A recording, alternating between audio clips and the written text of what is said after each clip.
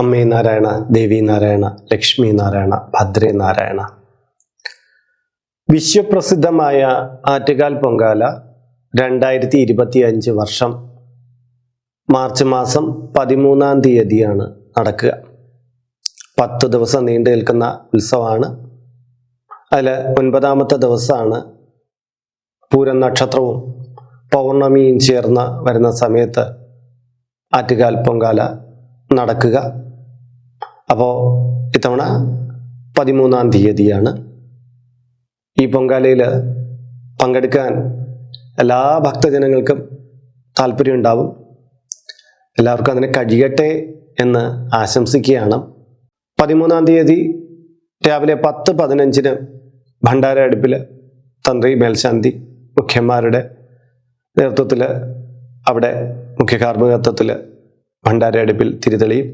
ഏതാനും മിനിറ്റുകൾ കഴിയുമ്പോൾ തന്നെ ഭക്തർക്ക് ഭണ്ഡാര അടുപ്പിൽ നിന്നുള്ള തീ പകർന്നു കിട്ടും. നമുക്ക് പൊങ്കാലയിടാം. ഉച്ചയ്ക്ക് 1:15 പൊങ്കാല നിവേദ്യം നടക്കും. അപ്പോൾ ഈ ഒരു ടൈമിൽ നമുക്ക് പൊങ്കാലയിട്ട് തീർക്കാവുന്നതാണ്. അപ്പോൾ ഇന്നത്തെ വീഡിയോയിൽ ഞാൻ പ്രധാനമായിട്ടും ശ്രദ്ധ കേന്ദ്രീകരിക്കുന്നത് പൊങ്കാല ഇടുന്നതുമായി ബന്ധപ്പെട്ട് ഒട്ടേറെ ഭക്തജനങ്ങൾക്ക് ഒരുപാട് സംശയങ്ങൾ വന്നിട്ടുണ്ട്. അപ്പോൾ ഈ സംശയ നിവൃത്തിക്ക് വേണ്ടിയിട്ടാണ് ഇന്നത്തെ വീഡിയോ മാറ്റി വെച്ചിരിക്കുന്നത്. മുൻകാലങ്ങളിൽ ആറ്റുകാൽ പൊങ്കാലയുമായി ബന്ധപ്പെട്ട ഒട്ടേറെ വീഡിയോ ഞാൻ പറഞ്ഞിട്ടുണ്ട്. അതിൽ പല സംശയങ്ങൾക്കും നിവൃത്തി പറഞ്ഞിട്ടുണ്ട്. പക്ഷേ പുതുതായിട്ട് കാണുന്ന ആൾക്കാർക്ക് ചിലപ്പോൾ അതൊന്നും മനസ്സിലായില്ല എന്ന് വന്നേക്കാം, അല്ലെങ്കിൽ ആ വീഡിയോ തപ്പിപ്പിടിച്ചു പോകാനുള്ള ക്ഷമയുണ്ടാവില്ല. അതുകൊണ്ട് തന്നെ എല്ലാം ഞാൻ ഇതിൽ പറയാം. ഏകദേശം അറിയേണ്ടുന്ന കാര്യങ്ങൾ. ഇനി കൂടുതലായിട്ട് അറിയണമെന്നുണ്ടെങ്കിൽ ഇതിൻ്റെ കീഴെ കമൻറ്റ് ബോക്സിൽ ചോദിച്ചാൽ മതി, അതും പറഞ്ഞുതരാം കേട്ടോ.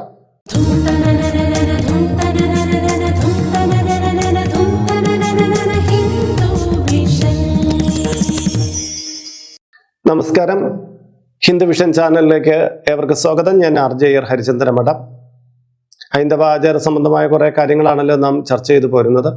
ഇപ്പോൾ ഇതിൻ്റെ കീഴെ കമൻറ്റ് ബോക്സിൽ, ഡിസ്ക്രിപ്ഷൻ ബോക്സിൽ നമ്മുടെ വാട്സപ്പ് ചാനലിൻ്റെ ലിങ്ക് ഉണ്ട്. അതിലൂടെ ചാനൽ പ്രവേശിച്ചാൽ നിങ്ങളുടെ പിറന്നാളിന് അല്ലെങ്കിൽ നിങ്ങളുടെ കുടുംബത്തിലെ ആൾക്കാരുടെ പിറന്നാളിന് ഇവിടെ സൗജന്യമായിട്ട് പുഷ്പാഞ്ജലി അർച്ചനകളൊക്കെ നടത്തി തരുന്നതാണ്. അതിനായിട്ട് ചാനൽ പ്രവേശിക്കുകയേ വേണ്ടൂ. മാത്രമല്ല ഹൈന്ദവ ആചാര സംബന്ധിയായിട്ടുള്ള ഒട്ടേറെ വിവരങ്ങൾ നിങ്ങൾക്ക് സൗജന്യമായിട്ട് അതിലൂടെ ലഭ്യമാവുകയും ചെയ്യുന്നതാണ്. ആദ്യത്തെ ചോദ്യം ഇങ്ങനെയാണ്.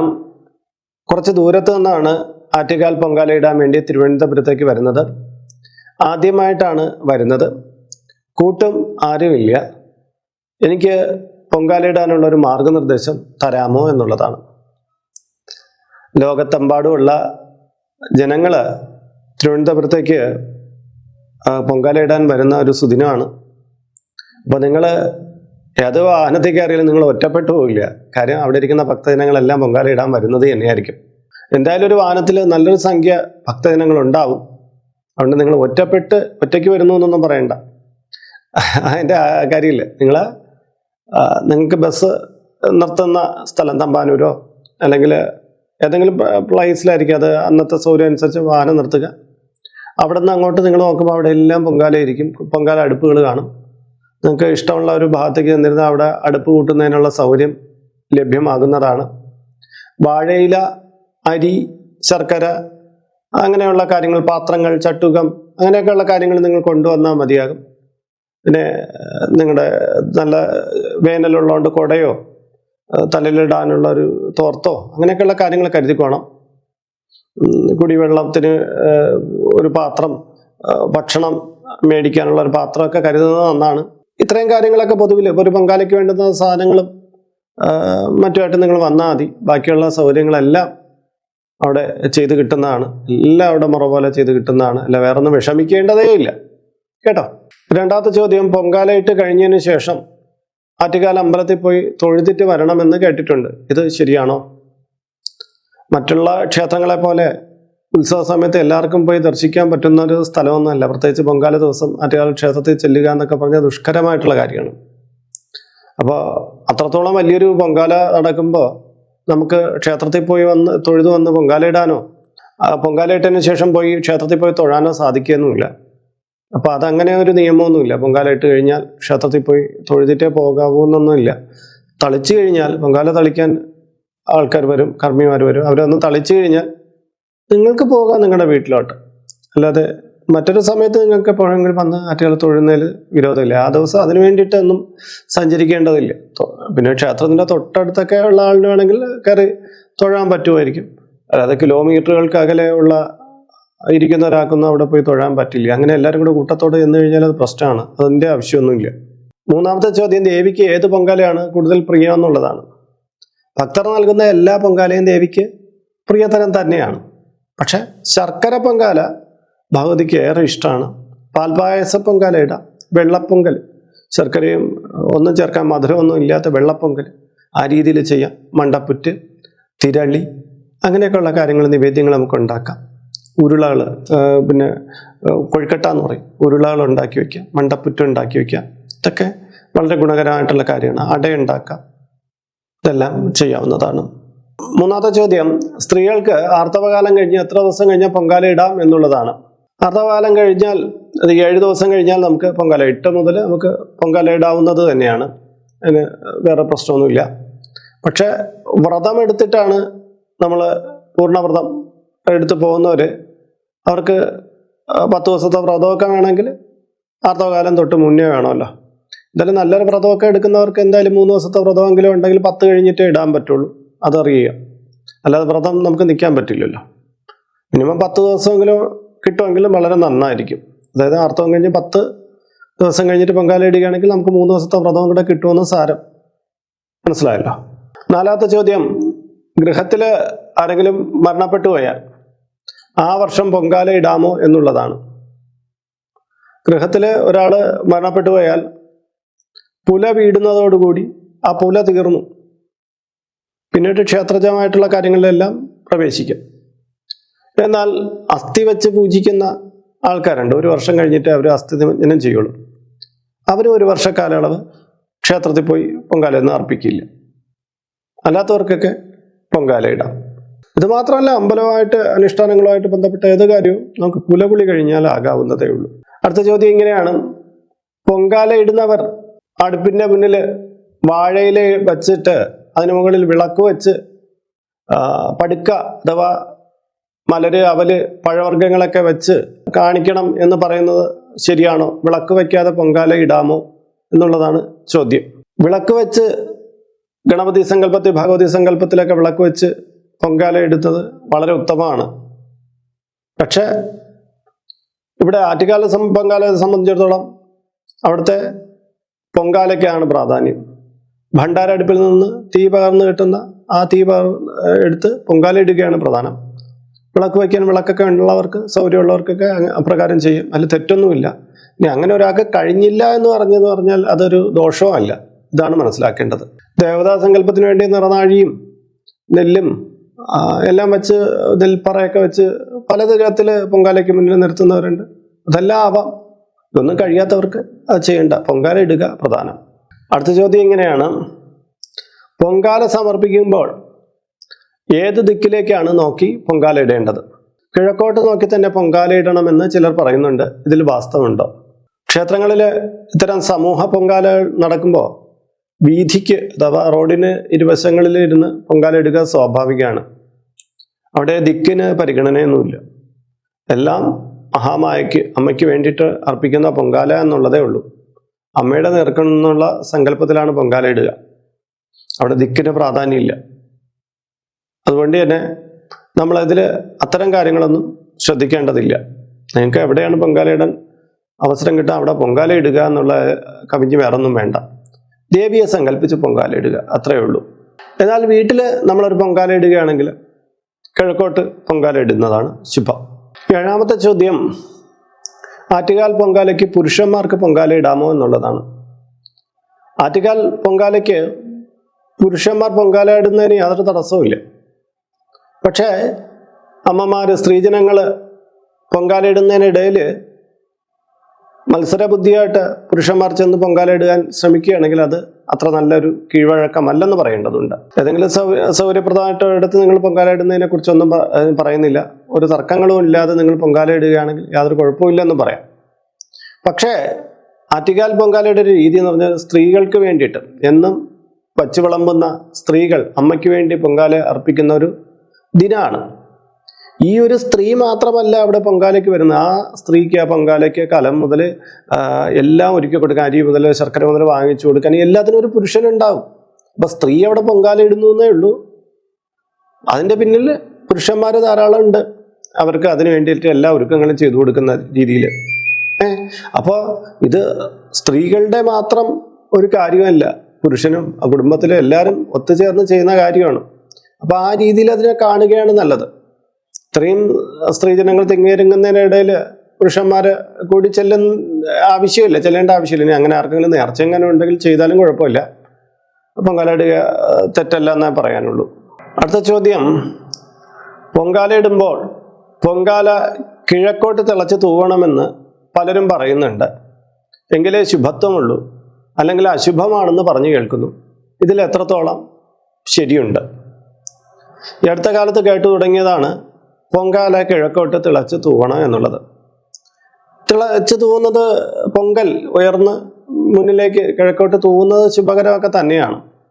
പക്ഷേ ഈ സമ്പ്രദായം പൊതുവിൽ നമ്മൾ ഗൃഹപ്രവേശവുമായിട്ട് ഈ പാല് അടുപ്പത്ത് വെച്ച് തിളച്ച് തൂവുന്നതുമായിട്ട് ബന്ധപ്പെട്ട കാര്യങ്ങളിലാണ് കിഴക്കോട്ട് തൂവുന്ന ഒരു കാര്യത്തിലേക്ക് വരുന്നത്.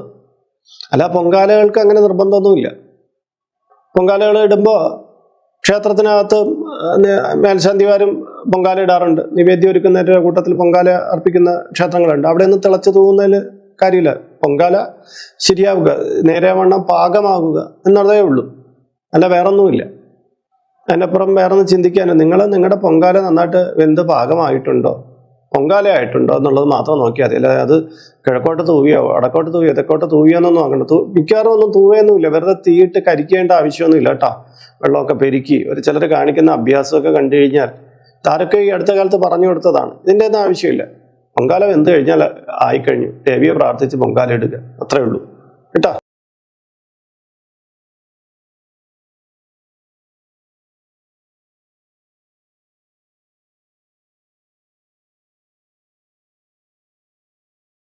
അടുത്ത ചോദ്യം, പൊങ്കാല ഇടുമ്പോൾ ധരിക്കേണ്ടുന്ന വസ്ത്രം എന്താണെന്നാണ്.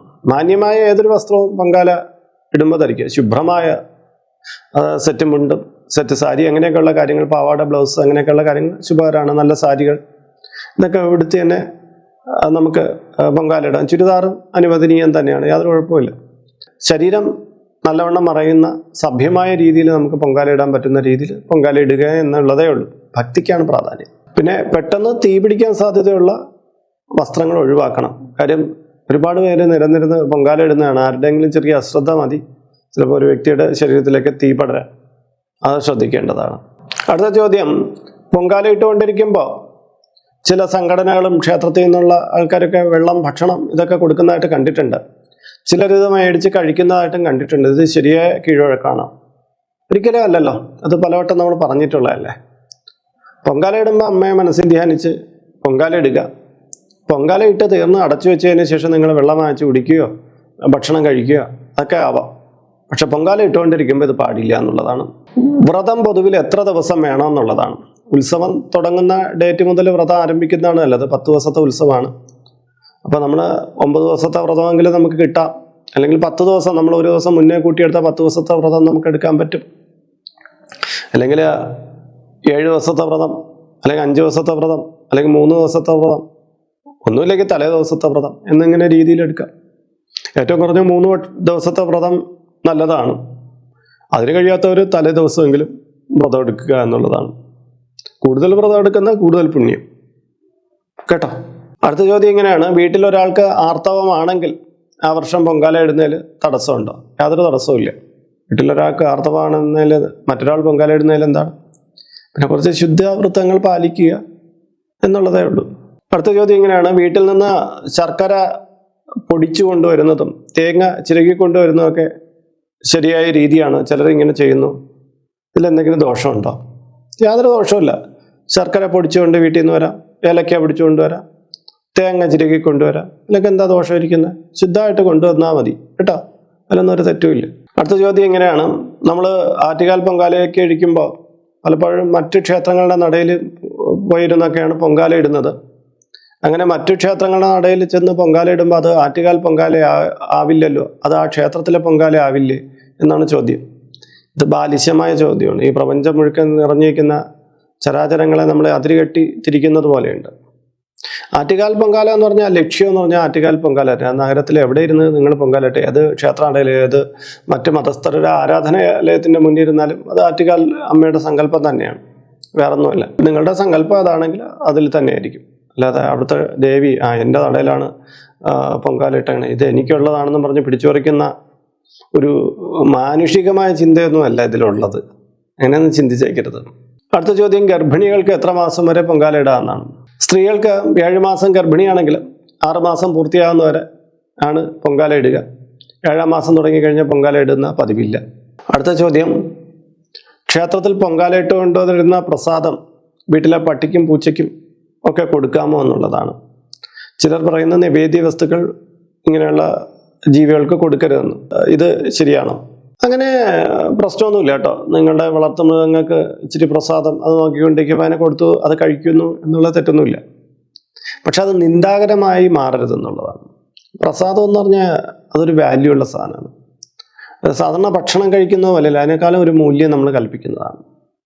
അപ്പോൾ അത് പട്ടിക്കൊക്കെ കൊടുക്കുമ്പോൾ വെറും നിലത്തൊന്നും വെച്ച് കൊടുക്കരുത്. അതൊരു പാത്രത്തിൽ ഒരു ഭക്തി ആദരപൂർവ്വം തന്നെ കൊടുക്കണം. ഈ പട്ടിയും പൂച്ചയും കോഴിയൊക്കെ ചിലപ്പം ചിതറിച്ചൊക്കെ കളയും, അല്ലെങ്കിൽ അത് വേസ്റ്റാക്കിയൊക്കെ കളയും. അങ്ങനെയൊന്നും പ്രസാദം കൊടുക്കുമ്പോൾ അതിൽ ഇടവരുത്തരുത്. നിങ്ങളെ പട്ടിയോ പൂച്ചയോ ഇത് കഴിക്കുമെങ്കിൽ മാത്രം കുറേശ്ശെ കൊടുത്തു നോക്കുക.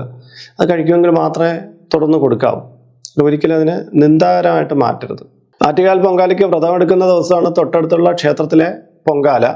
എനിക്കവിടെ പൊങ്കാല ഇടണമെന്ന് താല്പര്യമുണ്ട്. എന്നാൽ ചിലർ പറയുന്നു ആറ്റുകാൽ പൊങ്കാലയ്ക്ക് വ്രതം എടുത്തിരിക്കുന്ന കാലയളവിൽ മറ്റു ക്ഷേത്രങ്ങളിൽ പൊങ്കാല ഇടാൻ പാടില്ല എന്ന്. ഇത് ശരിയാണ്? ഇങ്ങനെയൊന്നും നിയമമില്ല കേട്ടോ. നിങ്ങളൊരു ക്ഷേത്രത്തിൽ വ്രതം എടുത്തിരിക്കുന്നു, അപ്പോൾ അടുത്തുള്ള ക്ഷേത്രത്തിൽ പൊങ്കാല, നിങ്ങൾക്ക് ആ പൊങ്കാല ഇടാം. ആ വ്രതത്തിനോടൊപ്പം നിങ്ങൾക്ക് പൊങ്കാല ഇടാം, യാതൊരു തെറ്റുമില്ല. ചിലരാണെങ്കിൽ ഒരു ക്ഷേത്രത്തിൽ പൊങ്കാല ഇട്ട് കഴിഞ്ഞാൽ ആ വർഷം വേറെ ക്ഷേത്രത്തിൽ പൊങ്കാല ഇട്ടുകൂടാ എന്നൊക്കെ പറയുന്ന ആൾക്കാരുണ്ട്. അതൊന്നും വാസ്തവമല്ല. എത്ര ക്ഷേത്രത്തിൽ വേണമെങ്കിലും നിങ്ങൾക്ക് പൊങ്കാല ഇടാം ഒരു വർഷം, അതിലൊന്നും തെറ്റില്ല. ഒരു വ്രതം എടുക്കുന്നതിൻ്റെ കൂട്ടത്തിൽ മറ്റൊരു ക്ഷേത്രത്തിൽ പൊങ്കാല വരുന്നത് നിങ്ങൾക്ക് അവിടെയും ഇടാം, യാതൊരു തെറ്റുമില്ല.